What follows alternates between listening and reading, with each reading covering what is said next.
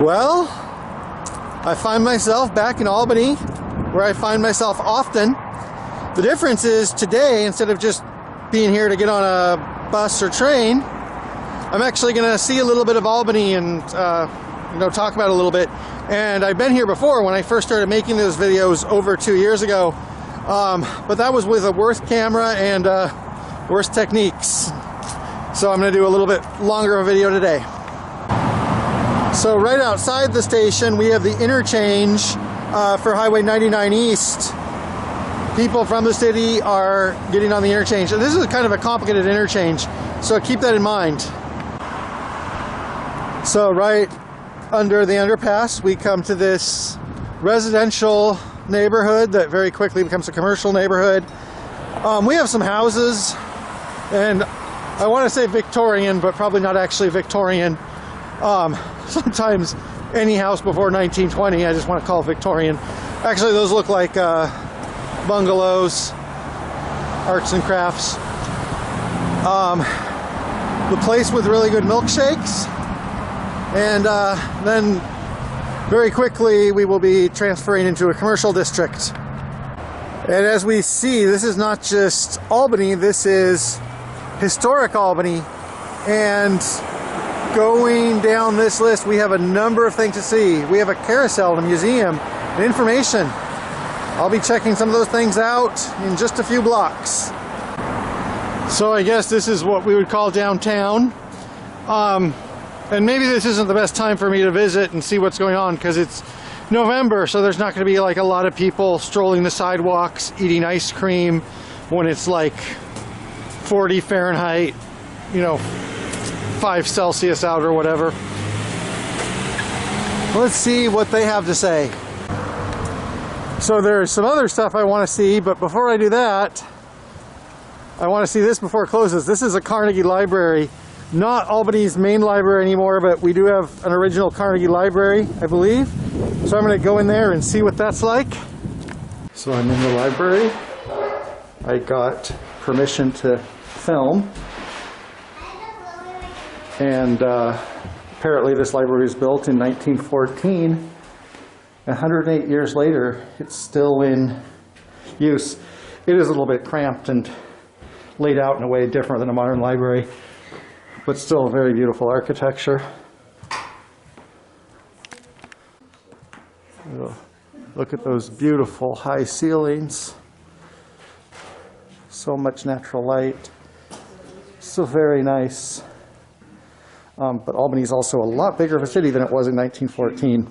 So the city's kind of outgrown the library, but very nice place to visit. And it's going to close in 10 minutes, so I'm going to be moving on. I'm about to continue my walk around downtown, but before I want to show something. We have this big old county courthouse. So Albany is the county seat of Lynn County, and that means it has the courthouse, and it also has most or all of the administrative offices. So this downtown area, along with being a shopping district, as we'll see, is also the main source of employment is probably governmental jobs, courthouse. Over there we have City Hall. They say you can't fight City Hall, and that's a very solidly built brick building, so I agree. So that's another thing to kind of keep in mind, and I'm going to go see what else is in this direction downtown. So this is interesting. I didn't know this was here, because this is kind of a thing of the past. We have some type of video arcade with arcade cabinets, and this is part of some type of indoor shopping mall, which is also kind of a thing of the past. So a lot of sources of entertainment. There's restaurants here, there is shopping, and a lot of these are, or all of these, movie theater over there, these all look like they are small local businesses. So there is a kind of community flavor here, I would say. And also this downtown, pretty easy to walk. The main road that I came in was kind of busy, but this is a nice place to walk. So nice place for a pedestrian local experience. That's good. So a lot of these buildings, and even some of the individual businesses in them, like this shoe store over here. These look like these could be 100 years old, or at least, you know, a couple decades. So yeah, it does have a historical flavor, and we're going to continue with the next surprise. So like I guessed, this building, 1915, so more than 100 years old, and I think that's probably par for the course around here. A lot of these buildings look that old. So here we have the Albany Carousel, or merry-go-round as we sometimes call it. I can zoom in and see it spinning in there. So this was reconstructed, and I think it was here a long time ago and then reconstructed. This building looks pretty new, but this is another example of something that makes the downtown pretty fun. I'm going to go over there and check out what its hours were, what its hours are. Well, it is open, and there's a museum there, and on another day I would go in and see what's going on, but my main point is that is a, I don't know if that's absolutely unique, but I think that is a pretty nifty thing to have in a city. And there's another thing that's nice, and I'm going to go see that in a minute. This is Monteith River Park, named for early settler Elijah River Park. And like its name would suggest, it is next to the Willamette River. And I've complained in Courthouse before that Courthouse, despite its environmental reputation, doesn't have very good river access. There are a lot of great parks along the river in Albany on both sides of the river. I don't know if this has direct river access, like if you can go down and touch the river, or if it's more just the view. And that's one of the things I'll be finding out. Then I'll be following the trail a little bit. So, as the name promised, this park actually does have access to the river. And this right here is the Kalapua River. And right here, over here, is where it joins with the Willamette. The river's pretty high right now. We've had a lot of recent rains. They're kind of muddy, so this is not like the most pristine beach. But I still do have access to the river, so I'm going to go and get a little bit closer. So here we have a nicer beach or shore. We have this nice gravel shore, so I can walk along it. My feet aren't going to get any more muddy. I'm not going to slip. And it's a very serene place to enjoy the river, at least until this ends here. So a lot of silt here, a lot of dirt and mud and silt. The Kalapua is a slow route moving river. It goes through farm country in the Willamette. It doesn't go that long, but it's a very winding river, and so it picks up a lot of mud, and then when it joins the Willamette here, it's going to drop a lot of that sediment, and so we're going to have a lot of these you know, mud and gravel bars naturally. And also apparently we've had some geese here. So I've returned from the shore of the rivers, and I'm going to just follow this path for a while. Nice sunny autumn day, great day for walking down a path. This is a viewing platform over the river. So along with river access, we can just like come up here and stare at the river. So this is another example of, even when you don't have full river access, you know, maybe the bank here is too steep, you can still build something like this. It's not too complicated, and people have the opportunity to come out and look at the river. That's something we don't have in Courthouse, unfortunately. So another example of amenity they have here in Albany. This is one downside, is that the park is along the river, and then there's the railroad tracks right here. So I have to walk a while until I can find a crossing point. Not a terrible deal breaker, but we will be seeing how railroad tracks affect the city a little bit more in a while. So now I'm done with my little tour of downtown, and I'm heading eastward. Gonna see something different in a little while. So now I'm walking across this highway bridge over under these railroad tracks. And this highway bridge right now is crossing Oregon 99 East and US Highway 20. It's kind of hard to tell because Oregon 34, Oregon 99 West and East, and US 20, sometimes they coexist. And in this span, they're the same road. So carrying a lot of north-south and east-west traffic. So kind of a busy and noisy place. Now I have to find a way to cross this kind of like little Y thingamabobber. Okay, this I guess is the sidewalk. I'll just be careful. And then where do I cross over here? I guess I'll find out. Okay. So obviously we are already in a very different land use pattern, but I still have a sidewalk, so I'm cool. So the obvious point is outside of the downtown, we get to an area where the streets are not walkable, where instead of local businesses, we're seeing chain businesses, and where it's really not pedestrian friendly. I guess that goes along with streets not being walkable. So this is a very different side of the city, what's really typical of most mid-sized American cities. And I'm not complaining too much. And in fact, I'm going to be going on to the Heritage Shopping Center, what we used to be called the Heritage Mall, a little bit this way.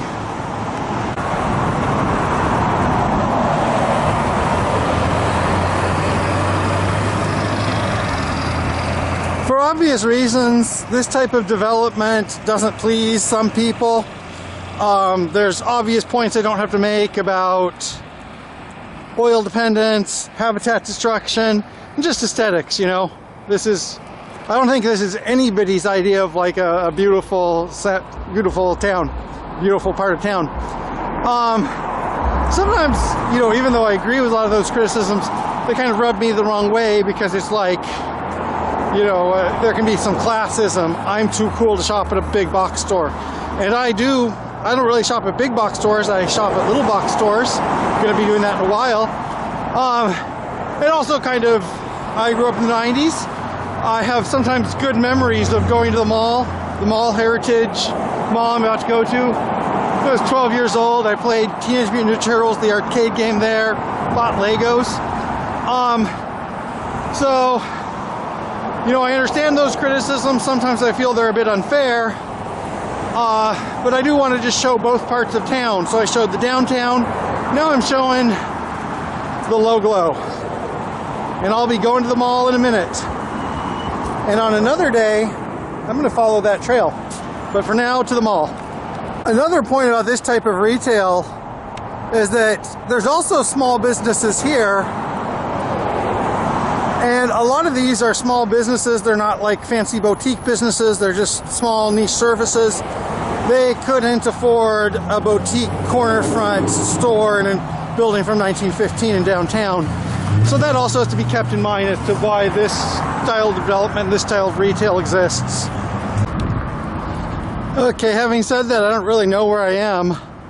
But, you know, mall, you think it would be pretty easy to find. Malls are pretty big, but I think it's somewhere in this direction. I'll just keep walking till I find it. Well, I am on the right path.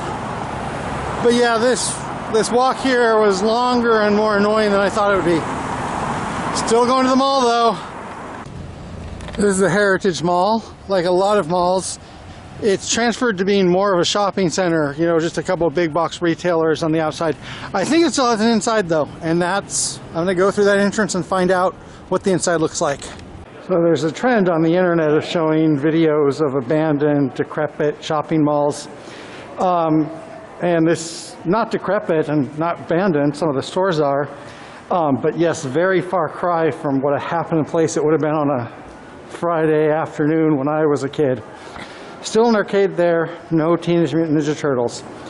Okay, well, I probably don't need to say anything more about the demise of the Great American Shopping Mall, so I'm gonna continue and head back to town, wait for my bus.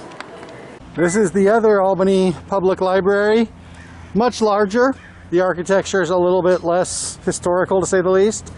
I can never pass up visiting a library, even when I need to get home. Now I have to figure out how to get out of here, too. And there's just one more place I gotta check out. The Dollar Tree. I don't remember if this one is a cool one or not, but let's find out. That Dollar Tree was not the coolest Dollar Tree I've ever been to. I did get parsley flakes. I'm out of parsley. Well, I was out of parsley, now I have parsley. So I give it like maybe a C- on my Dollar Tree scale. Anyway, I'm continuing on the way, and the sun goes down early today, so right now I've seen enough. I'm just going back to the bus station, going back to Courthouse. Might have an observation or two on the way back, but for now, mostly finished. Okay, I'm at another like interchange highway junction that I don't really know how to get across. Because I can see it goes here and then it goes over that way. Let's hope that's the case. Another example of how this type of area can have unique retail. Drowther's bookstore, very nice bookstore. They had a location in Courthouse to close down. Now they have this one. And I don't know if this store could, afford to exist downtown. So this type of retail, this type of area does allow unique businesses to exist. About to cross the overpass again. Crossing the railroad tracks. Almost back to the station. Sun is getting lower.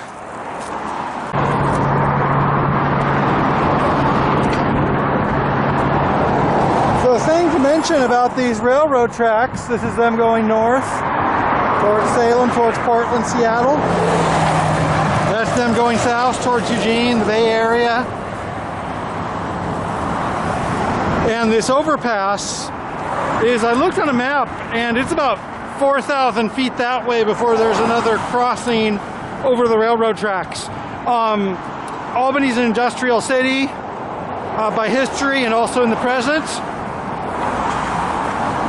And so the industrial area and the railroad tracks, which probably at one time were the east end of town, now divide the old downtown from the retail area and some of the residential areas that I was just in. And some of that is unavoidable. I mean, you need railroad tracks, especially I need railroad tracks. But it does separate the city. And kind of the point of this video, here we have this old residential area, early 1900s, the old downtown brick buildings. And that's very nice, and that's also an example of like a new interest in urban areas. The post-suburbanization, re-urbanization, what call you. But the thing about that is that here, even though you have a lot of pluses, you have a pedestrian-friendly downtown with local businesses. I like that. You have a lot of historic buildings, the merry-go-round, and you have a lot of nature access. So you have things in a way that make this city, that looks like a good example. But the thing is that that's just a fragment of the city or a section of the city, and most of the city is like this. Can I walk down a staircase while talking? Let's find out. And Albany also doesn't really have, when we look at the downtown, that's not a downtown that people are going to work in to a large extent. And a lot of people in Albany who have office jobs are probably going to Salem, maybe all the way to Eugene. So the downtown is more kind of like a tourist attraction. It's nifty, it's fun. But because the city is still really based around cars in a way that at times you could see was kind of annoying, that's almost like it's a little token. And I don't want to criticize it too harshly because I like it. But you can't re-urbanize and, you know, re-energize a city just by, you know, putting some tourist attractions up in downtown. It has to be integrated with transit. Albany doesn't have really good transit. And also employment in a downtown core.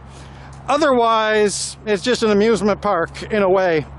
And I'm not saying that to be too harsh or too critical. I'm just looking at the reality of, like, yeah, we have this really nice downtown, but then most people can't walk to it. You know, you'd have to drive there. It's not an intrinsic part of the city, I guess I would say. And that's just my opinion. I have lots of opinions. I have a camera. That's my license to have opinions. And, I mean, judge the footage for yourself, what you saw. And with all that said, my main emphasis now is getting home before it gets too dark. After making that long speech, we also have this. We have this little canal over here. And then we have these sculptures with these benches. We're going to sit down, eat something. So I hope I didn't sound too critical. I mean, I really like this right here. City has many sides. That train is expected in the station on time, just about 10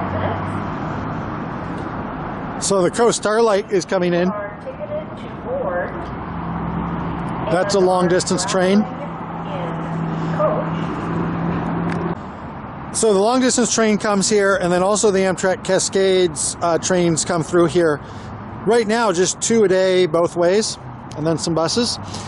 And there is, I've heard that there's plans to actually extend that service. And so I was talking about, you know, Amtrak, or when I was talking about Albany being connected, you know, people here work in Salem, maybe Eugene, and you could possibly put a commuter rail through here.